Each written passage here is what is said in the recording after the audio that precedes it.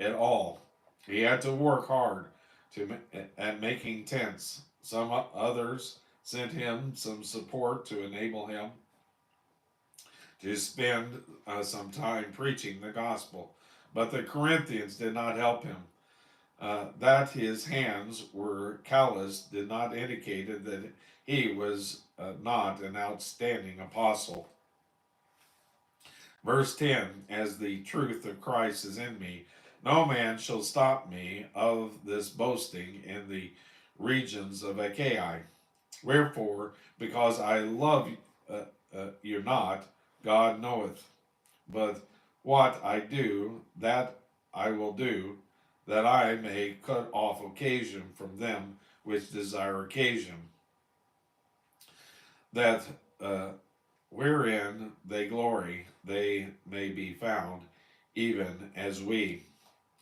Paul says that he is boasting because it is the truth and because he is zealous over them and fearful for them. One man, such as Apollos, may have been more eloquent and polished than Paul and did not stoop to do manual labor. Comparison with others is not the issue. Paul worked as a tent maker. He did not take in uh, remuneration from the Corinthians. This does not detract from his apostleship. Verse 13, for such are false apostles, deceitful workers, transforming themselves into the apostles of Christ. And no marvel, for Satan himself is transformed into the angel of light. Evidently, there were deceitful workers who attempted to make themselves apostles of Christ when they were not. They were actually servants of Satan. People have the idea that Satan has cloven feet and horns. This kind of erroneous ideas comes from the great god Pan of the Greek theology, who was portrayed as half animal and was worshipped as Dionysus. Like likening Satan to Pan certainly is not the scriptural point of view. Satan himself is an angel of light. If he would make himself visible to you, you would see a being of breathtaking beauty. Paul draws that this conclusion. Therefore, it is no great thing if his ministers also be transformed as the ministers of righteousness, whose end shall be according to their works.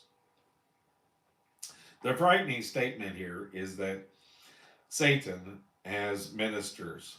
It makes your hair stand on end as Satan is transformed into the angel of light. So his ministers are transformed as the ministers of righteousness. They are very attractive. I remember as a boy in my teens, I went to hear a lecture from a certain cult.